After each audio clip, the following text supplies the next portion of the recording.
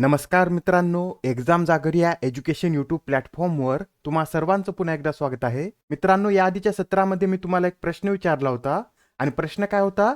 तर जागतिक आर्थिक मंचाद्वारे प्रकाशित करण्यात आलेल्या जेंडर गॅप रिपोर्ट 2023 मध्ये भारत कितव्या क्रमांकावर आहे? तर आता हा जो रिपोर्ट आहे, या रिपोर्टमध्ये भारत 146 देशांच्या यादीत 127व्या क्रमांकावर आहे.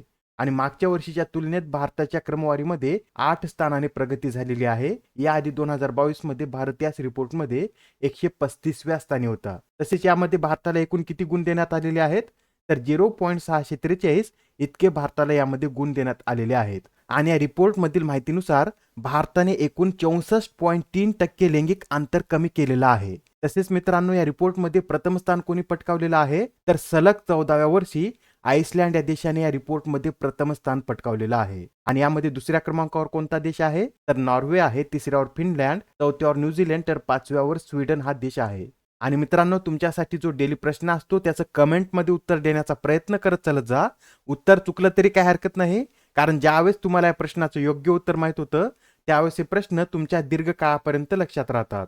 आजच्या सत्राचा पहिला प्रश्न पहा. आता नुकतेच 2023 साठीच्या बाल साहित्य पुरस्कारांची घोषणा झालेली आहे. तर आता या प्रश्नामध्ये आपल्याला काय विचारलेलं आहे तर लक्षपूर्वक पहा.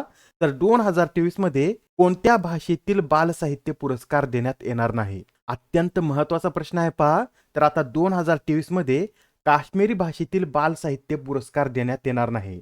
हे जे पुरस्कार असतात हे एकूण 24 भाषांसाठी देण्यात येतात.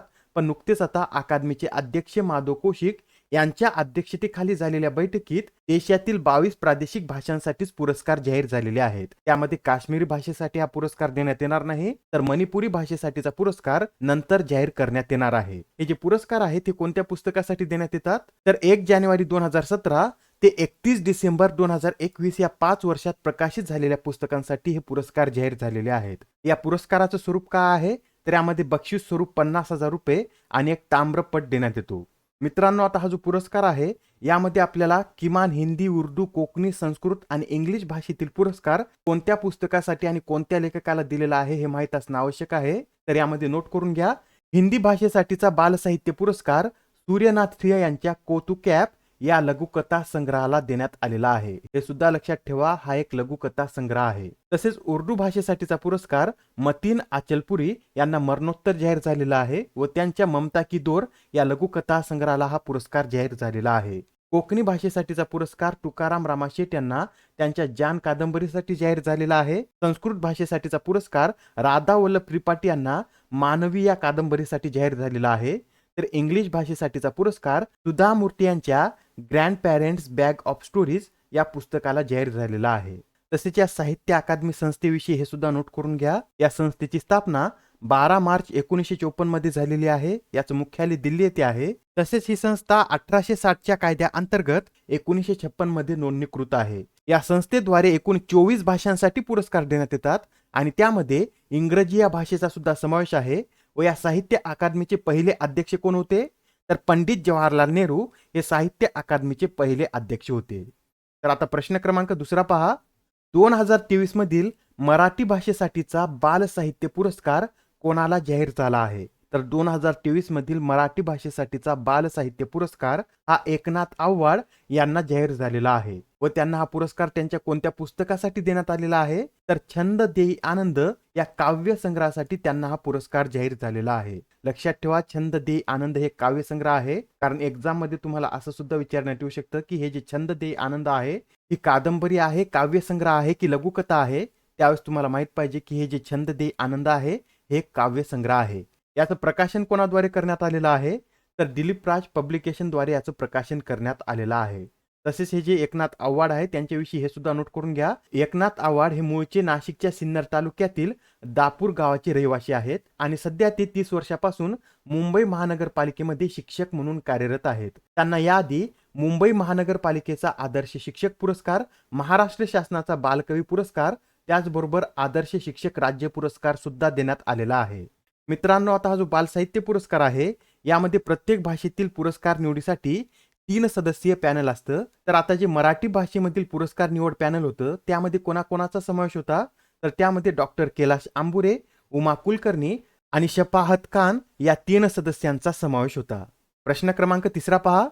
मित्रांनो, बालसाहित्य पुरस्काराबरोबरच साहित्य अकादमी युवा पुरस्कार सुद्धा जाहीर झालेले आहेत. तर मराठी भाषा श्रेणीतील साहित्य अकादमी युवा पुरस्कार कोणाला जाहीर झालेला आहे? या प्रश्नाचं योग्य उत्तर आहे पर्याय क्रमांक 4 म्हणजेच विशाखा विश्वनाथ यांना त्यांच्या स्वतःला स्वतः विरुद्ध उभं करताना या कविता संग्रहासाठी हा पुरस्कार जाहीर झालेला आहे. मित्रांनो, आता जे युवा पुरस्कार आहेत हे सध्या 20 भाषांसाठी जाहीर झालेले आहेत. त्यामध्ये ओडिया भाषेसाठीचा हा पुरस्कार देण्यात येणार नाही, तर मणिपूर, मैथिली आणि संस्कृत भाषेतील पुरस्कार नंतर जाहीर करण्यात येणार आहेत. तसेच हा जो साहित्य अकादमी युवा पुरस्कार आहे, हा पुरस्कार कधीपासून देण्यात येत आहे? तर 2011 पासून हा पुरस्कार देण्यात येत आहे आणि हा पुरस्कार 35 वर्षे आणि त्यापेक्षा कमी वयाच्या तरुण लेखकांना दिला जातो. या पुरस्कारामध्ये सुद्धा पुरस्कार स्वरूप 50,000 रुपये देण्यात येतात व एक ताम्रपट देण्यात येतो. इतर श्रेणीमध्ये हे जे पुरस्कार आहेत ते सुद्धा आपण पाहून घेऊया. इंग्रजी भाषेसाठीचा हा पुरस्कार अनिरुद्ध कनिसेट्टी यांना त्यांच्या lords of the Deccan southern Indian from the Chalukyas to the Cholas 1994 या पुस्तकासाठी जाहीर झालेला आहे. गुजराती भाषेसाठीचा हा पुरस्कार सागर शहा यांना त्यांच्या गेट टुगेदर या कथेसाठी जाहीर झालेला आहे. हिंदी भाषेसाठीचा पुरस्कार अतुल कुमार राय यांना त्यांच्या चांदपूर की चंदा या कादंबरीसाठी जाहीर झालेला आहे. कोकणी भाषेसाठीचा पुरस्कार तन्वी कामत बांबोळकर यांना शॉर्ट्स या लघुकथासाठी देण्यात आलेला आहे. तर उर्दू भाषेसाठीचा पुरस्कार तोसिफ बरेलवी यांना जहान जाद या लघुकथेसाठी जाहीर झालेला आहे. आणि आता प्रश्न क्रमांक 14 पहा. आता या प्रश्नामध्ये काय विचारलेलं आहे? तर स्मार्ट सिटी मिशन प्रकल्पाला किती वर्ष पूर्ण झाली आहेत? तर आता या स्मार्ट सिटी मिशन प्रकल्पाला एकूण 8 वर्ष पूर्ण झालेली आहेत. बरं, आता हा जो प्रकल्प आहे हा कधी सुरू करण्यात आला होता? तर पंतप्रधान नरेंद्र मोदी यांनी 25 जून 2015 रोजी हा प्रकल्प सुरू केला होता. डेट लक्षात राहू द्या, कधी सुरू केलेला आहे? तर 25 जून 2015 मध्ये या प्रकल्पाची सुरुवात करण्यात आली होती. आणि या प्रकल्पाचा स्थापन केला त्यावेळेस उद्देश काय होता? तर स्वच्छ आणि शाश्वत वातावरण प्रदान करण्यासाठी 100 शहरांचा कायापालट करणे हा या प्रकल्पाचा त्यावेळेस उद्देश होता. प्रश्न क्रमांक 5 पहा. BRICS chamber of commerce and industry woman वर्टिकलच्या अध्यक्षपदी कोणाची नियुक्ती करण्यात आली आहे? तर आता या BRICS chamber of commerce and industry woman वर्टिकलच्या अध्यक्षपदी रुबी सिन्हा यांची नियुक्ती करण्यात आलेली आहे. रुबी सिन्हा यांच्या आधी या ब्रिक्स CCIWE अध्यक्षा कोण होत्या? तर शबाना नसीम ह्या होत्या. आता शबाना नसीम यांची ब्रिक्स CCIच्या कार्यकारी संचालक आणि मुख्य संरक्षक म्हणून नियुक्ती करण्यात आलेली आहे. रुबी सिन्हा यांच्याविषयी सांगायचं झालं तर त्या शीटवर्क आणि कॅमून ब्रँड कम्युनिकेशनच्या संस्थापक आहेत. तसेच मित्रांनो, आता जी ब्रिक्स CCI आहे याची स्थापना 2012 मध्ये व्यावसायिक आणि उद्योजकांनी मिळून केलेली आहे आणि भारत सरकारच्या सोसायटी नोंदणी कायदा 1860 अंतर्गत नोंदणीकृत आहे. याबरोबरच या ब्रिक्स CCIला संयुक्त राष्ट्राद्वारे सुद्धा मान्यता देण्यात आलेली आहे. इथे ब्रिक्स या संघटनेचा उल्लेख आलेला आहे, तर याविषयी हे सुद्धा लक्षात राहू द्या. 2001 मध्ये गोल्डन सॅकचे अर्थशास्त्रज्ञ टिम ओनेल यांनी the world needs better economic brick या लेखात प्रथम या ब्रिक्स संस्थेचा उल्लेख केला होता. त्यानंतर 2006 मध्ये झालेल्या ब्रिक परराष्ट्र मंत्र्याच्या पहिल्या बैठकीत या गटाला औपचारिकता देण्यात आली होती व 2010 मध्ये दक्षिण आफ्रिका यामध्ये सहभागी झाल्यानंतर याला ब्रिक्स असं नाव देण्यात आलेलं आहे. या संघटनेद्वारे एका बँकेची सुद्धा स्थापना करण्यात आलेली आहे. ती बँक न्यू डेव्हलपमेंट बँक या नावाने ओळखली जाते व या बँकेची स्थापना 15 जुलै 2014 मध्ये करण्यात आली होती. प्रश्न क्रमांक 6 पहा. कोणाच्या हस्ते जम्मू काश्मीरमधील श्रीनगरमध्ये बलिदान स्तंभाची पायाभरणी करण्यात आली आहे? इमेजमध्ये तुम्हाला इथे दिसतच असेल.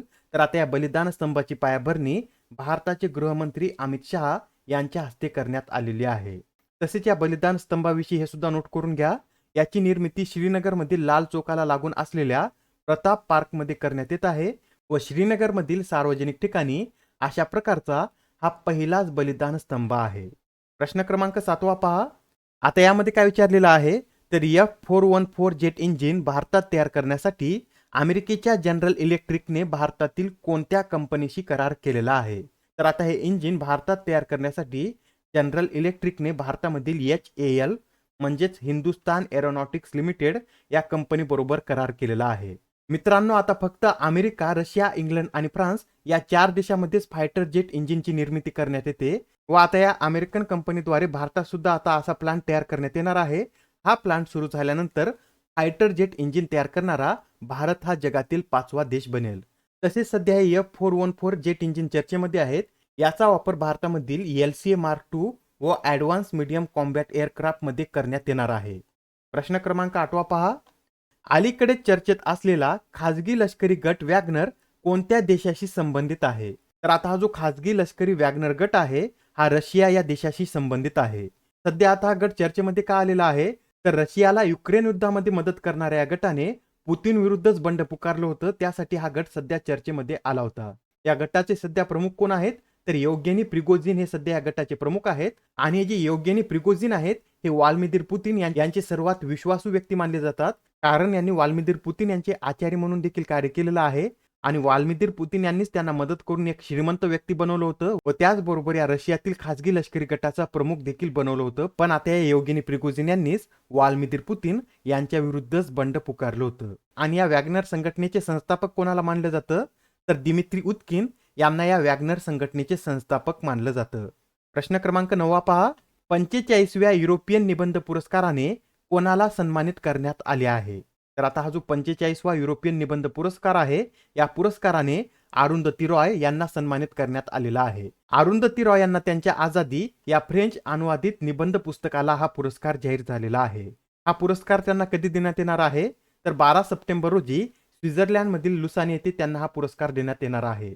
हा जो पुरस्कार आहे हा पुरस्कार निबंधाच्या प्रकाराला वाहिलेला पहिला साहित्यिक पुरस्कार आहे आणि हा पुरस्कार 1975 पासून देण्यात येत आहे. या ज्या अरुंधती रॉय आहेत त्यांच्याविषयी हे सुद्धा नोट करून घ्या. त्यांना त्यांच्या the God of small things या कादंबरीसाठी बुकर पुरस्कार सुद्धा देण्यात आलेला आहे. आजच्या सत्रामधील शेवटचा प्रश्न पहा. खालीलपैकी कोणत्या राज्य अथवा केंद्रशासित प्रदेशाच्या पशुसंवर्धन आणि मत्स्य व्यवसाय विभागाला स्कॉच सिल्वर पुरस्काराने सन्मानित करण्यात आला आहे? तर आता हा जो स्कॉच सिल्वर पुरस्कार आहे हा पुरस्कार चंदीगड या केंद्रशासित प्रदेशाच्या पशुसंवर्धन आणि मत्स्य व्यवसाय विभागाला देण्यात आलेला आहे. आजच्या सत्रामधील तुमच्यासाठीचा प्रश्न पहा. इकॉनॉमिस्ट इंटेलिजंट युनिटद्वारे प्रकाशित राहण्यासाठी जगातील सर्वोत्तम शहराच्या यादीत कोणत्या शहराने प्रथम स्थान पटकावले आहे? आता या प्रश्नाचं उत्तर कमेंटमध्ये देण्याचा प्रयत्न करा. उत्तर चुकलं तरी काही हरकत नाही, कारण ज्यावेळेस तुम्हाला या प्रश्नाचं योग्य उत्तर माहित होतं त्यावेळेस हे प्रश्न तुमच्या दीर्घकाळापर्यंत लक्षात राहतात. तर आता पुढच्या सत्रामध्ये पुन्हा भेटूया. धन्यवाद.